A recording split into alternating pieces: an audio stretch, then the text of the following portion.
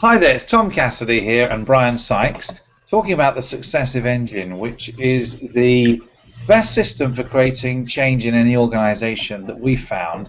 And Bryan's going to talk to us a little bit about why it's so good and how it actually works, what it does, and the overview. Bryan, do you want to just share with us, some of your thoughts about the Successive Engine in general? Absolutely. I see the Successive Engine as a unique framework, a system of implementation and engagement, and we need that, for this new age of engagement.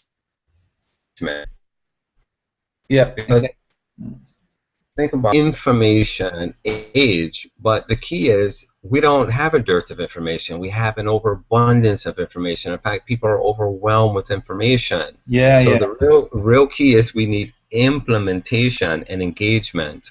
And that's what the Successive Engine experience will allow organizations and corporations to engage their employees.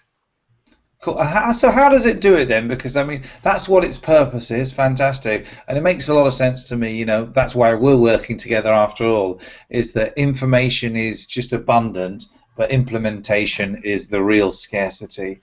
And so we've got together because we use the 13 by 4 system for lots of things because it works really well for implementation. For an organization, how does it actually then work? What's the first step with an organization?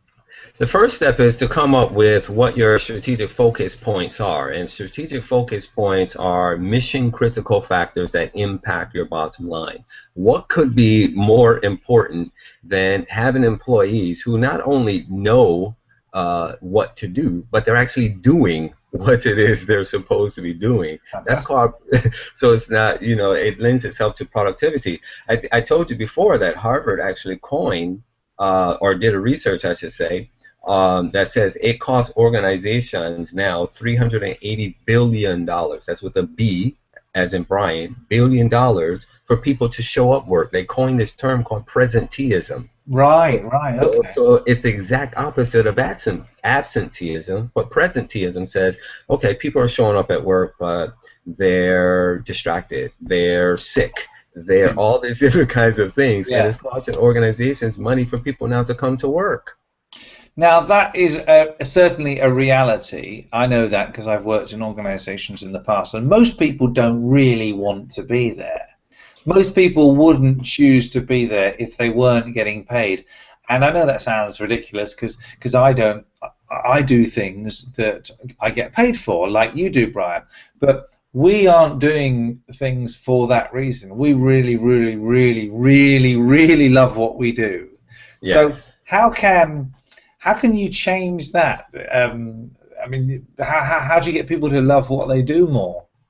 You connect people to their own meaning and purpose, and that's what engagement is. When you hear that employees are disengaged, that means there is no value for the organization's value system. Right. Okay. And Yeah. so, in other words, the real key, and this is where the Successive Engine really can help, the real key is when an individual's personal values meshes or intersects with the organization values. That's the sweet spot there.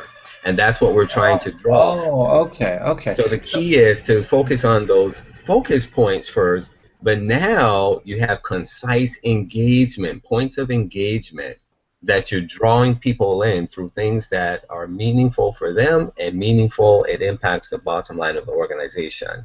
So would the ideal implementation of this be you go into an organization and you tease out from them what they think are the most important things, but then maybe perhaps workshop based, the employees themselves can kind of come out with these focus points, because surely if it's done top down it would still be just another new system, right? Right, right. And what we look at with employees are the behaviors, motivators, and triggers. Those Right. three are always connected. And those three, and understanding where the employees are with those three, would make it a lot more manageable for moving the pendulum, for moving the needle of change where it really needs to be. It helps with the preparation phase of change, and it also helps with the implementation stage of change. And those are two different focal points there. Yeah, yeah, totally. I mean, I've before we had the successive engine and the technology to support it. A typical thing I would do, I would go into an organization and say, okay, well, what do you want to achieve in the next 12 months? 2 years max. Usually, it was quite a short time frame because you never know what's going to be around the corner. 5 years time is kind of crazy. But and there's okay, great. So, what do you want your people to get better at? What characteristics do you want them to develop and improve in order to make it easier for you to achieve these goals?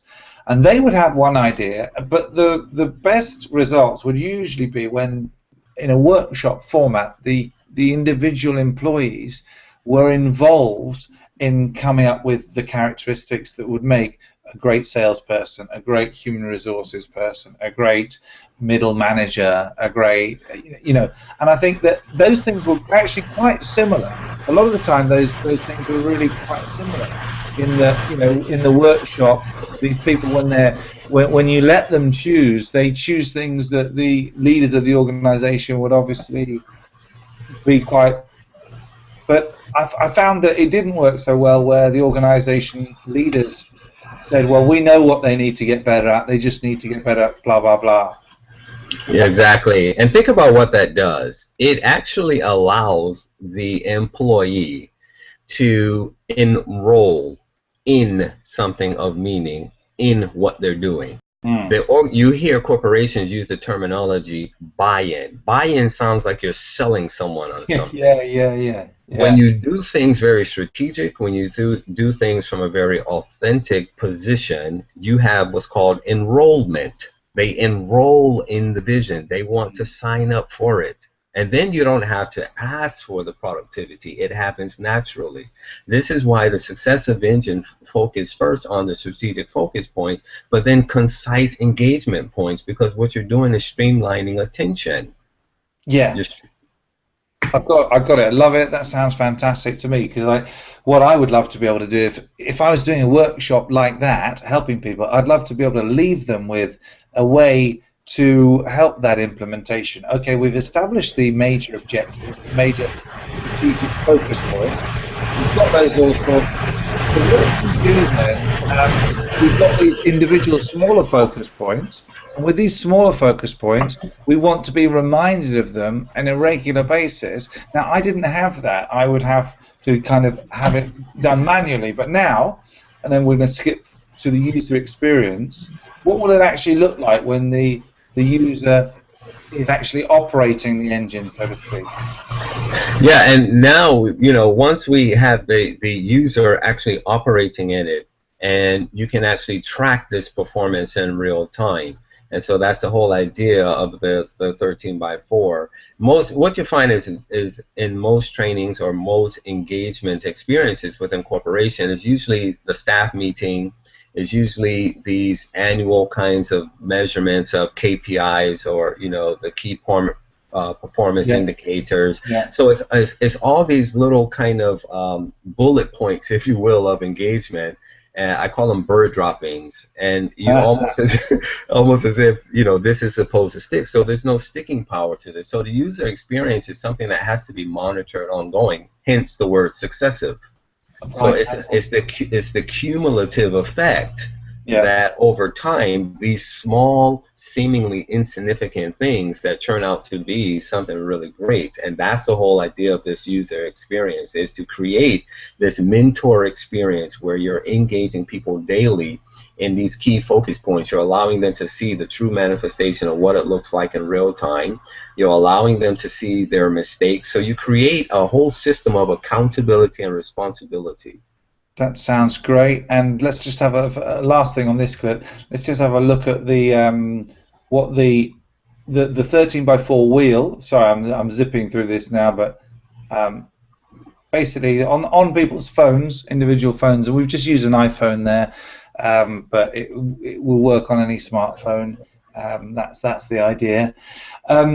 Effectively, we've got a wheel there. Talk us through the design of the wheel. What does that represent, Bryan? Well, the design itself, represents coming full circle. So, it's an idea of going through, and it's a regenerative process. It almost can, in fact, the actual pattern, if you will, is a spiral. Yeah. More appropriately, because the ideal is you go from one focus point to the next focus point to the next focus point, and then you repeat, and you keep this regenerative process going, and you see this natural evolution of growth and development. And that's how growth and development happens. It happens in this natural cycle and seasons. There's an employee life cycle. Now, we talk about these kinds of things for business. We talk about the business life cycle. We talk about the cycles in the market, but we don't talk about that when it comes to employee. So we forget that part, and we process them as machines. People need engagement, and they need to be engaged every day, because if not, your attention literally gets hijacked. And then you lose productivity. So this is meant to be this spiral effect, this regenerative process of going from one focus point to the next focus point in a very sequential but a very natural order of growth and development that allows and accelerates the execution and the execution of any content that you put in there. Yeah, and my nerdy physics brain just wants to point out to all the viewers that, of course, a circle that you go round and round and round is a spiral in space-time. Yeah, exactly. Because each time you come around, you have moved to a different location in the space-time graph. Now, we're obviously not going to require quantum physics and relativity for people to use this. Effectively, in practice, this will just ping people reminders and encouragements and thoughts and suggestions to keep them thinking about the weekly focus. So in week 1, guess what? Whatever the focus is, we'll have stuff relating to that. In week 2, we'll have things relating to that, and so on and so forth. And this is just an example of a wheel divided into 4 domains. You've got a central point in the middle there, which is the review week, the 13th week, and then you've got 4 domains, each of which has 3 weeks. But of course, it could be divided in any number of ways. But anyway, Bryan, have you got anything else to say about this? Because we can talk for ages on this, but I think this is quite a nice summary. Anything else to say, wrapping up about why it's so good and why we love it so much? I think is that the thing I would leave people with is the simplicity of the model itself. Because if you think about it in 3 simple steps: strategic focus points, concise engagement, and then you track the performance, and then you rinse and repeat that process, and you see this natural evolution of growth. So it allows this idea of taking implementation and engagement to a whole new level beyond the nominal training and development that's currently out there. Brilliant. Thanks very much for your time, Bryan. I've enjoyed this conversation. Hope it's given people an idea of what the Successive Engine is all about. And there's plenty more videos that we're putting together that will just bring out more depth. This is a nice overview, so thanks for that. And apologies, we've had, to anyone listening, we did have a few trains going by there, so in case you wonder what that noise was that came through every so often, I think that was, you're in Washington, D.C. at the moment, aren't you? Yes, yes. So this we're near the metro, and it comes often. Well, people are busy. People are all doing this crazy sort of work type thing, and they're all, perhaps not thinking about their lives as much. I mean, London's a little bit the same, and I've been to New York as well and experienced the sheer unthinking busyness of that. And we're doing something about that in Spain, isn't it? Exactly. All right, Bryan. I'll talk to you in the next one. Okay, thank you.